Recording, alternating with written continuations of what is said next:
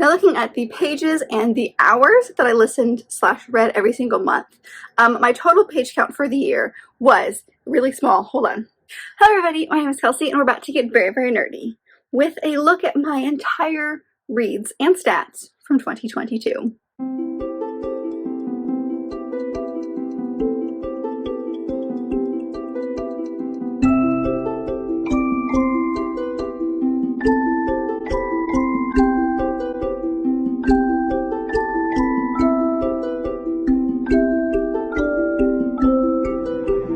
So it is the annual kind of wrap up of the entire year that I do, where we take a look at my stats, kind of what my reading looked like, and then just a very quick look at all of the books that I've read and what I rated them.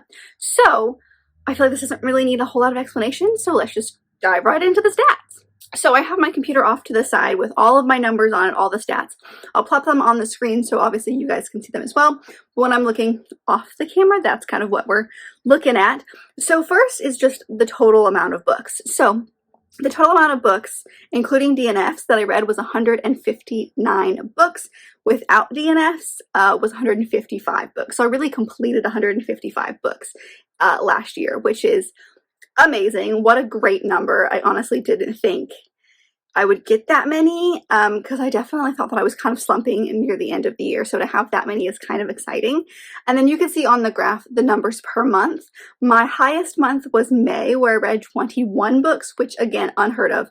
And as you can see, because I read so many, the rest of the year kind of dipped down. I had 10s and 11s, and then I had 6 in November. So it definitely, I don't know what happened in May. I feel like I read a lot of graphic novels and a lot of mangas maybe that month. I'll have to take a look when we go through every single book, but that one was a crazy amount of books and that definitely hindered the rest of the year. So hopefully we won't do that again this year. I loved that I read 21 books, but that's crazy. I don't know what I just did. I had too much time. I don't know what happened, but something happened and like there's a lot there. But again, best month of the year was May. My second best was March, then February, and then the rest were kind of relatively close. But yeah, you could just see that my reading went downhill until December. December, I kind of brought it back. Now looking at the pages and the hours that I listened / read every single month, my entire page count for the year was 49,988 pages, and then the total amount of audiobook hours that I listened to was 1,248 and a half. So that page number is crazy, but the hours does not really surprise me because I do a lot of my reading in a mixed format where I'm listening to the audiobook and also reading on my Kindle or have an ebook somewhere else, or I'm physically reading it. I just like the experience of having both. So the fact that I had so many hours does not surprise me because I do read so much audibly. And then if you look at the page numbers, surprise, surprise, the highest page count was in May with about 6,000 pages. And then they kind of differ, I guess, because like the next best book-wise month was March, but the next best page-wise month was actually February with a little over 6,000. About, I'd say 25-30 pages less than May, which is kind of crazy because even though I read so many more books in May, the page count was roughly the same, which tells me that there was a lot of small books in May and some bigger books in February. But the page count, as well as the hours listened, went down throughout the year, as well as the book amount. And then if you look at hours listened, the actual book, the month that I read the most audibly was actually in February with 172 hours, and then May with 157. So it's just kind of a fun little stat to look at to see how different each month is. And then just a quick look at the DNFs that I did, because I said I think I had about 4 DNFs. Yes, it says right here the total amount was 4. So the biggest month that I had DNFs in was 2 in March. I had 1 in February and 1 in July. So I did DNF some, and then looking at kind of the reasons why, the biggest one was just general not enjoyment. Everything was kind of sucky. Then we had We'll Try Again, and then just the characters were annoying in one of them. So just a quick look at my DNFs, because I did do them. And then a couple of things that I picked up on Goodreads, which doesn't go in the, I use the co-pile system. I think I probably should have said that earlier. I use the co-pile system that G from Book Roast does. I'll leave her most recent one because she did do a new one for 2023. And that's where all of these stats are coming from. But a couple that came from Goodreads, which I find really interesting, is the shortest and the longest book that I read this year. So the longest book, surprise, surprise, was House of Sky and Breath by Sarah J. Maas, which is over 800 pages. That number scares me. Like, big books scare me, but the fact that it was her does not surprise me.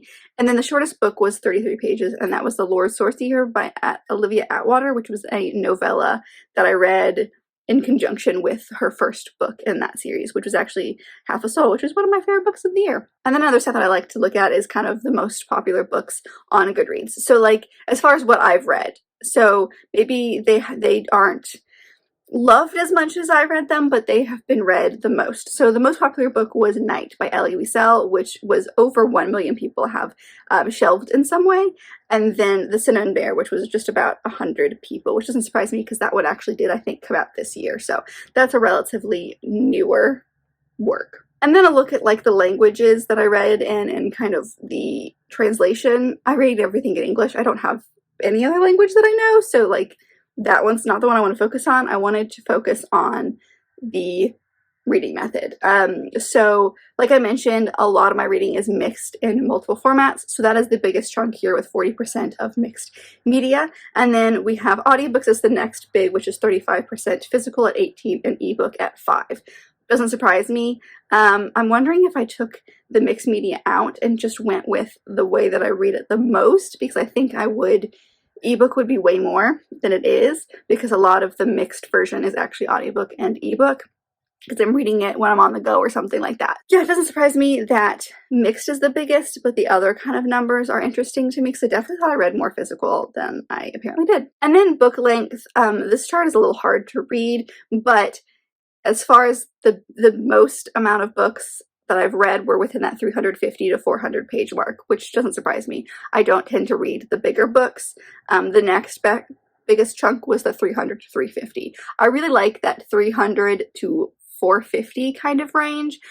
Bigger than about 500 really stresses me out, so I don't read a lot of those, and I don't really read a whole lot of smaller books, although there is a big chunk here that is within under 100 to 150, which I'm assuming is all going to be like that graphic novel manga section, because I did read quite a few. Yeah, there's a big chunk at 150. There is a relatively larger chunk at 400 to 450, but my majority of the reading was within that 300 to 400 range. Just, I don't like the big books. I always gravitate towards smaller ones. And then a look at the types of genres that I read. I read over the course of 9 different genres, and my biggest chunk, surprise, surprise, was romance with 43%.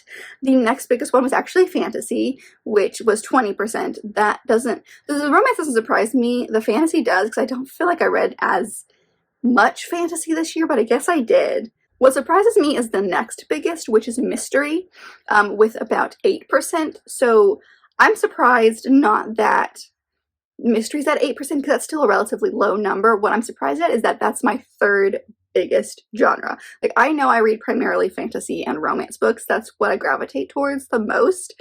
But the fact that mystery was next was really kind of interesting to me. I love that. And then I think going around, we've got contemporary next at about 7.5%, historical fiction with 5.7%, nonfiction goes between those, which is about 6%. And then poetry was 2.5%, and science fiction was 4.4%. And then just look at the format of how I read things in. So 75% of the books that I read were in novel form. And then we had 8.8% was a novella.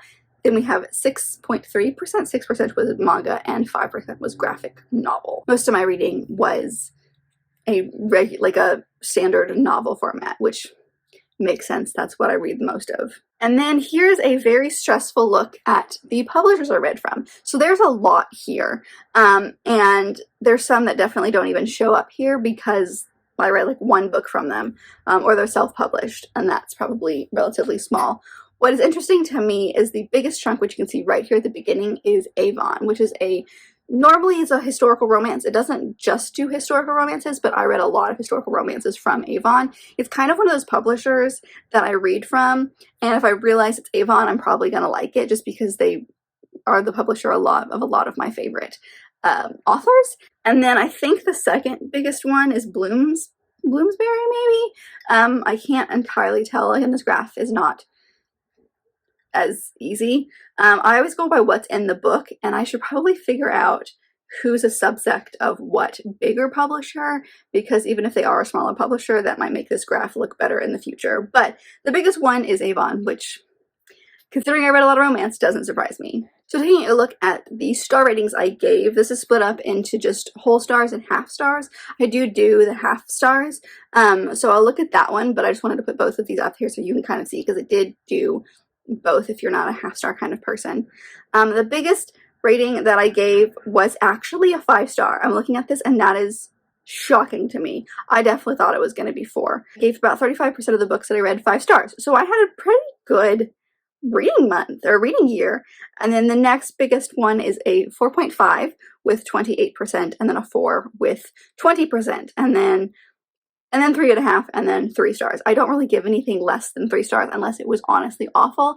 And if it was so bad that I was going to give it a 2-star, I probably DNF'd it. So I don't really give anything less than 3 stars just because I never really give myself in a position where I dislike a book so much and I've made it to the end that it does get a 2 stars. Some of them do, but this year was not one of them. Well, there's a little itty bitty slice, so maybe I did give a couple books 2 stars, but it's very rare.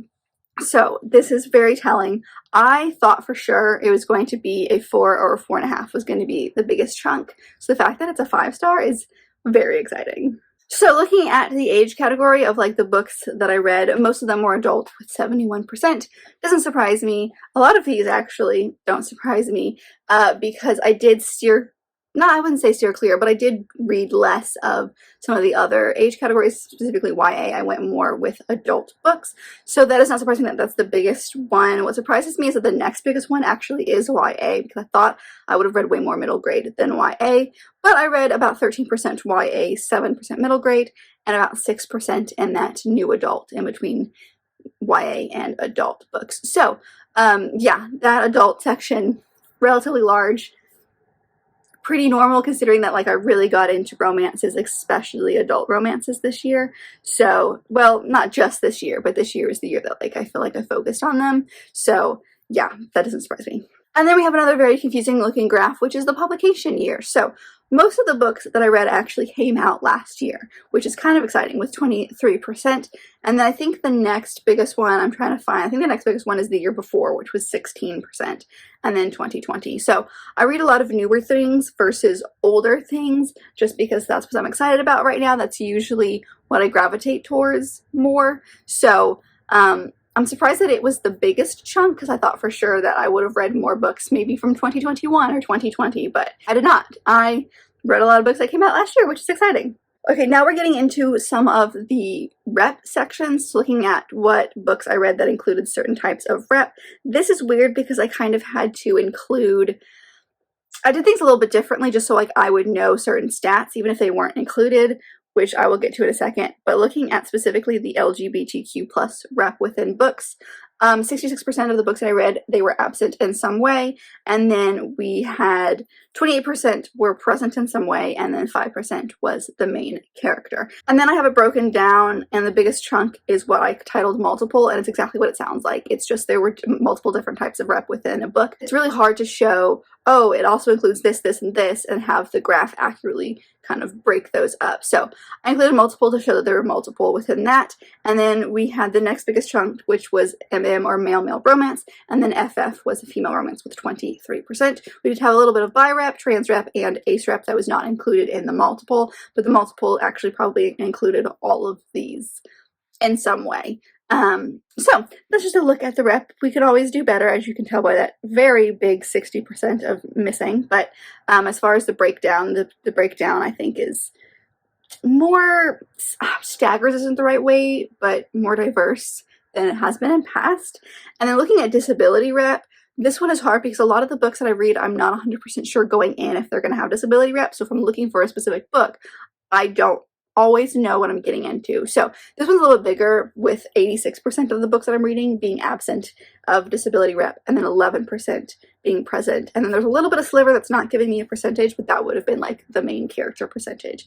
And this is where it gets a little bizarre, because I broke it down into physical, whether it was with speech, whether it was a chronic illness, and then I also included mental health, which you could argue is a disability or not a disability. I included it because I wanted to see what books were representative of mental health throughout the year. So I just wanted to kind of like do a disclaimer on this of like, I included this here because there wasn't another place for me to include it, and I wanted to see what kinds of numbers I had for specifically for mental health. So looking at this, the biggest chunk was 55% of the books that I read that included disability were a physical disability in some way. We had 5% chronic illness, 10% included speech. So I know I read a couple of books where there was a speech impediment, or our main character stuttered in some way. And then we had 5%, which was really just one book that included eyes, and I believe I read a book with a blind main character. And then, like I said, mental health, which was 25% of this, but I was 5 books specifically dealt with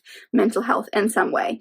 I should have included multiple in this as well, because I know that there are books that had a mental health conversation as well as something else going on. But that's just how I broke it up so I could see those numbers. Looking at how I acquired the books, the biggest chunk of the books that I read were books that I owned, which is very exciting, with 74% of the books being owned. Now granted, a lot of them I might have purchased throughout the year, so it wasn't like a previously owned TBR, it was just like I physically owned those. And then 7% of the books I read were gifted, 4 were ARCs, and 9% came from the library. So there is one more little like chunk, which 6 books were included, and I'm trying to remember if that was like Audible or Scribd or something like that. But the main takeaway is I read a lot of owned books this past year, which is very exciting. This one doesn't really apply to me a whole lot because I don't really do rereads, but I did want to show you this, that of all the books that I read last year, 3 of them were rereads, so about a little less than 2%, with 98% being I've read for the first time, which again makes sense to me because I don't really reread books very often. I do if I'm like really invested in a series. Like I know I read the Crescent City, the first one this year, in preparation for the second one to come out, but I usually wouldn't do that. I just kind of find things online and find summaries so I don't have to reread them. I like reading, I just don't do it. And then a look at the series versus standalones that I read. I read more series than standalones this year, which is good. That means I'm making progress in some way. So 69.2% of the books I read were series, whereas 30.8% were standalones. And then it does break down series I started / continued. So this is where it gets sad and I don't actually look as good as I have with the numbers of like, look, I've finished series, because I started 43 different series this year. Love that for me. I read 48 sequels this year, and then I did finish 14 series this year. So that's exciting because I did finish some, but when you break down the numbers, it's not as, it doesn't look as good as, look at this big percentage of books that I have read that are part of series, but I started a bunch of them. Looking at the rep within our authors. So this shows whether or not I read from POC authors. A lot of the time I did not, with 78%, but I did read 22% of the books that I read were authors, and I think that's because I did read a lot of historical romance, and a lot of the ones I have on my shelves are not POC authors. I need to get better at collecting more, because I know there's some out there that I have my eyes on. I just haven't collected them or read from them, and I need to do that. And then looking at the breakdown, the biggest chunk with 54% was an Asian author, and that's just because I did read a lot of manga this year. I did read a lot of other things as well, but I think this chunk primarily comes from mangas. And then the next big chunk is, with 20%, is an Indian author. And then we have 11% Black authors, as well as almost 3% Latin authors. And there's a few more mixed in here, because I know I did read from some English authors. I know I read from a couple of New Zealand authors. So those are the smaller ones, but the big chunk are definitely these 4. And then piggybacking on that is the diversity of gender, as well as whether it was owned voices. So 79% of the books that I read are written by women, I think that's just because I gravitate towards those types of books. And then we do have 8% written by a man, almost 7% written by multiple authors, and then I think that 6 that's hiding at the very top is non-binary authors, because I did read a few of those. And then looking at own voices, a lot of them, 81%, were not own voices. This is hard for me to tell because I'm never quite sure whether or not it is own voices or not. I have to do a little digging to find out, and even then, sometimes the bios don't actually give me that information. But of the ones I could find, 18% of the books that I read were owned voices, which is exciting. And then looking at the nationality slash whether it was a new author, for me, the biggest chunk of authors I read are American authors, which are 76%. Again, I'm American, so that doesn't surprise me. What does surprise me is some of the other bigger ones. The second one is English authors. That one doesn't surprise me either, with about 9.5%. But with 3% I read from New Zealand authors, and 3% I read from Japanese authors. And then again, there's a lot more in there, as well as like the nationality. There's a lot more smaller ones, but being American, that doesn't really surprise me, just because those are the types of books that are usually targeted to me, so those are the ones that I usually see. And then whether it was a new or returning, it's pretty close, half and half, not quite, but almost. I read 45% of the books I read were from new authors this year, new to me, and then 54% were authors that I had read from before. So that's kind of, I like that I discovered a lot of new ones. And then the very last one is another very confusing, crazy looking chart, and that's this one, and that is the number of books per author. So I read a total of 110 different authors over the course of 2022, and it looks like the biggest chunk, with almost 7%, is Tessa Dare. That does not surprise me, considering that which I still am, doing a Tessa Dare buddy read with some of my friends, and so we were reading a Tessa Dare book every single month, and that I was just going to be reading a lot of those. And then coming in tied for number 2 was Katie Robert with 6 books, and Jeff Lemire and Dustin Nguyen with 6 books, and that is because I was starting a bunch of different Katie Robert books. I did read a lot of her stuff this year, and then Jeff and Dustin are the authors of the Descender graphic novels, and there's 6 of those, and I did read all of those this year. So, and then you could just break it down even more, and like it could just get crazy, but those are the biggest ones that I read from. Again, Tessa Dare being the biggest does not surprise me in the least, because of that series readathon thing that I'm doing with my friends. All right, so now let's dive into all of the books that I've read throughout the year. I'll just hold them up really quick. I'll leave my wrap-up playlist down below if you'd like to see a specific video or specific thoughts on a specific book, because obviously I rated all of these and talked about all of them in all of my wrap-ups. So I'll leave that playlist down below if you'd like to check out. But starting off January, we read A Week to Be Wicked by Tessa Dare, which is part of the Spindle Cove series, and I gave this 3.5 stars. The Other Boleyn Girl by Philippa Gregory, which I gave 5 stars. The Boleyn Inheritance by Philippa Gregory, which I gave 4 stars. Devil in Winter by Lisa Kleypas, which is the 3rd in her Wallflower series, which I gave 5 stars.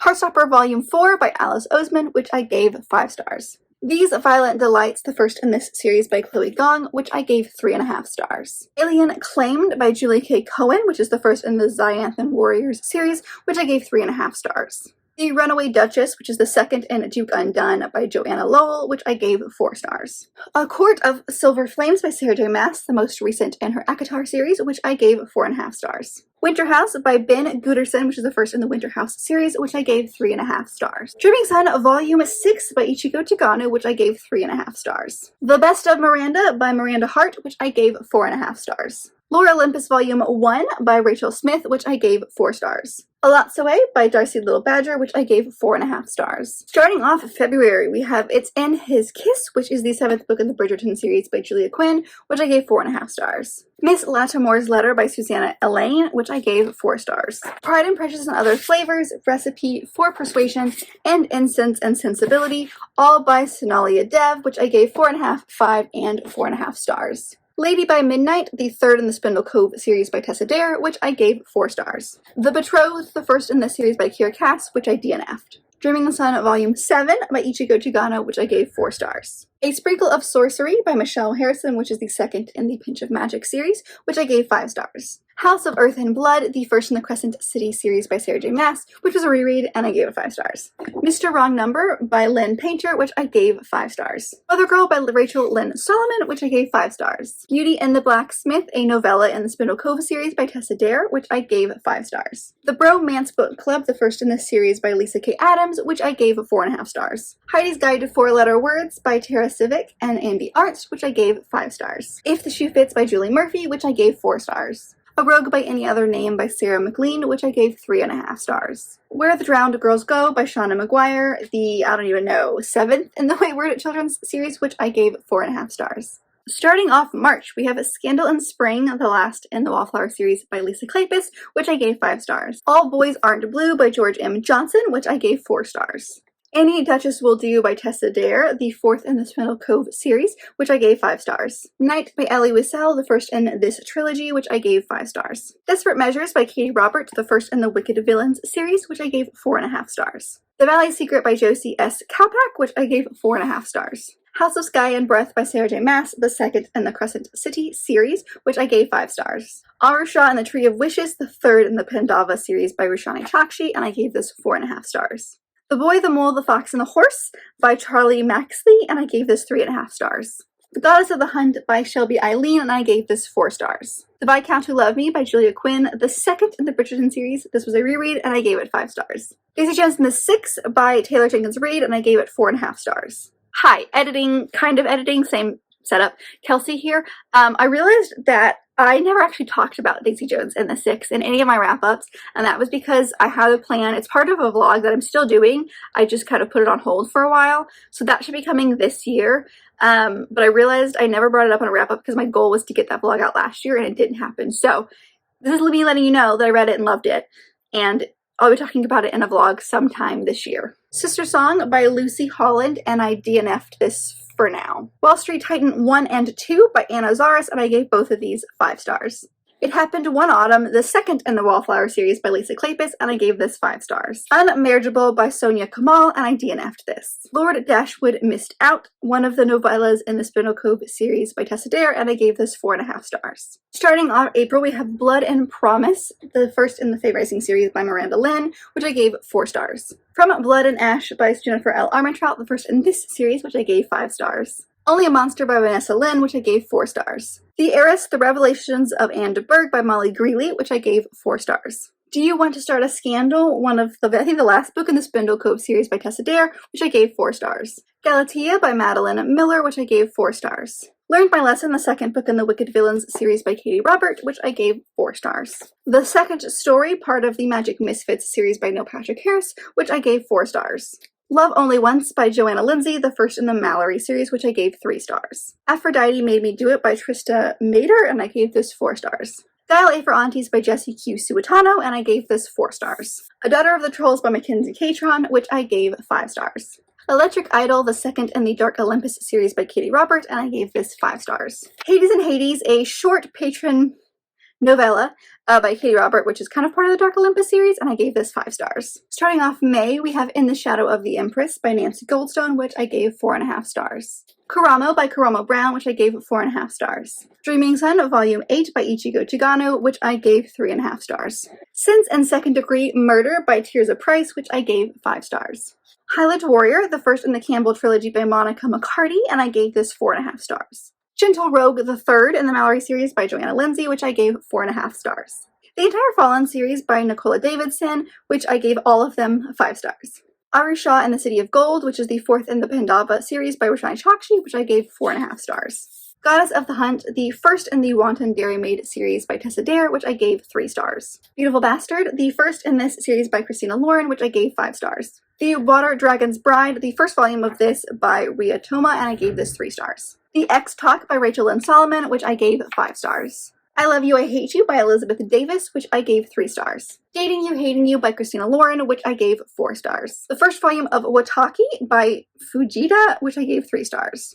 Kate in Waiting by Becky Albertalli, which I gave 4.5 stars. A Worthy Opponent, the third in the Wicked Villains series by Katie Robert, which I gave 4 stars. Half a Soul and the Lord Sorcerer by Olivia Atwater, which I gave 5 stars. Starting off June, we have A Daughter of the Moon Goddess by Sue Lynn Tan, which I gave 4.5 stars. Beach Read by Emily Henry, which I gave 5 stars. Dance of the Fae Prince, the second in the Married to Magic series by Elise Koba, which I gave 5 stars. Sorcery of Thorns by Margaret Rogerson, which I gave 4 stars. Spy Family Volume 2 by Tatsia Endo, which I gave 4.5 stars. The Maid and the Queen by Nancy Goldstone, which I gave 4 stars. Poison by Sarah Pinborough, which I gave 3 stars. Surrender of a Siren by Tessa Dare, which I gave 4 stars. Ramiza, a Fairy Tale by Radia Hafsa, and I gave this 3.5 stars. The Taming of the Queen by Philippa Gregory, which I gave 4 stars. Starting off July, we have The Beast, which is the 4th in the Wicked Villains series by Katie Robert, which I gave 4 stars. Descender Volume 1, 10 stars by Jeff Lemire and Dustin Nguyen, and I gave this 5 stars. The No Show by Beth O'Leary, which I gave 5 stars.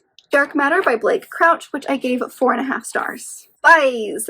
Rivals by Scott McCormick, which I gave 5 stars. Camp Cacophony, a novella in the Mistwick series by Jessica Corey, and I gave this 4.5 stars. The Siren of Sussex by Mimi Matthews, and I gave this 4.5 stars. The Vanished Queen by Lizbeth Campbell, which I DNF'd. Catch These Hands Volume 1 by Murata, which I gave 4 stars?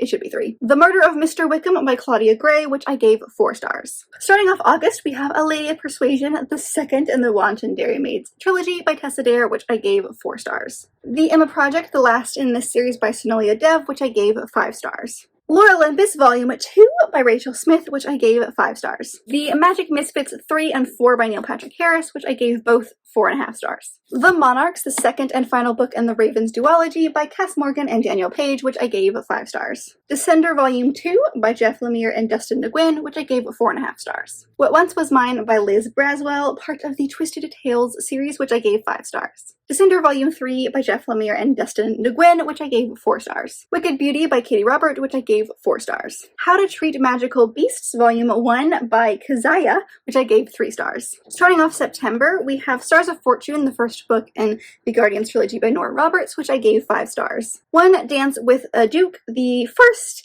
and the Stud Club series by Tessa Dare, or trilogy, and I gave this 3.5 stars. Self-Made Boys, A Great Gatsby Remix by Anna Marie McLemore, and I gave this 4.5 stars. Playing with Myself by Randy Rainbow, which I gave 5 stars. Hitched to a Gunslinger by Michelle McLean, which I gave 5 stars. Being Mary Bennett by J.C. Peterson, which I gave 5 stars.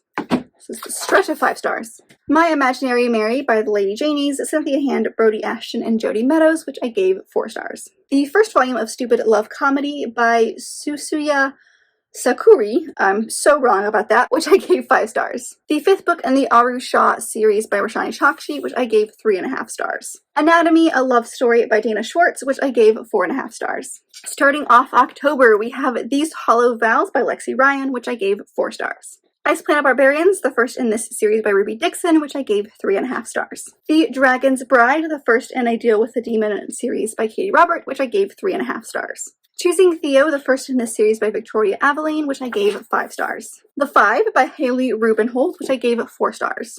Murder at the Vicarage, the second in the Miss Marple series by Agatha Christie, which I gave 3.5 stars. Her Majesty's Royal Coven by Chino Dawson, which I gave 5 stars. The Lies I Tell by Julie Clark, which I gave 5 stars. Darling Girl by Liz Michaelski, which I gave 3 stars. The Deceivers, the second in the Greystone Secrets series by Margaret Patterson Haddix, which I gave 4 stars. Starting off November, we have The Gunslinger's Guide to Avoiding Matrimony by Michelle McLean, the second in this series, which I gave 5 stars. Twice Tempted by a Rogue, the second in the Stud Club series by Tessa Dare, which I gave 4 stars. If We Were Villains by M.L. Rio, which I gave 4 stars. The Atlas 6 by Olivia Blake, the first in this series, which I gave 3 stars. Portrait of a Thief by Grace DeLee, which I gave 4 stars. The Cases That Haunt Us by John Douglas and Mark Alshaker, which I gave 4 stars. And finally, starting off December, we have On the Way to the Wedding by Julia Quinn, the last book in the Bridgerton series, which I gave 4.5 stars. The Magic of You and Say You Love Me, the 4th and the 5th book in the Mallory series by Joanna Lindsay, which I gave respectively 4 stars and 3 stars. One Last Stop by Casey McQuiston, which I gave 4.5 stars. Evolution by Kimmy Bennings, which I gave 3.5 stars. A Wallflower Christmas by Lisa Kleypas, the final book in the Wallflower series, which I gave 5 stars. The Matzo Ball by Jean Meltzer, which I gave 5 stars. Dipped in Holly, the first in the Nick and Holly series by Dana Ishley, which I gave 3 stars. The Christmas Escape by Sarah Morgan, which I gave 4 stars. The Cinnamon Bear by Eric Gilland, which I gave 4 stars. Kiss Her Once for Me by Allison Cochran, which I gave 5 stars. The Office BFFs by Jenna Fisher and Angela Kinsley, which I gave 4 stars. The Last Shot by John Feinstein, which I gave 4 stars. And finally, the 4th, 5th, and 6th volumes of Descender by Jeff Lemire and Dustin DeGuin, which I gave all of them 4.5 stars. And that's it. That is a look at all of my reads from the last year, 2022. I hope you enjoyed. This is a chaotic video, but I love it when it's done. I don't love filming it, but I love editing it, and I love it when it's done. But I hope that you guys enjoyed this crazy video. Please let me know how you're reading. Why did you keep stats for yourself? What were some of the numbers that you had? Something that surprised you? Some of your favorite books? Let me know how your reading this past year went now that it's done, and you can kind of look back on it. I would love to know how all of you guys did. But if you like this video, and I very much hope that you did, don't forget to give it a big thumbs up and subscribe down below if you'd like to be part of this awesome growing family. I've also got all my social media down there as well as other fun bookish links, so check all that out, and I'll see you guys in my next video.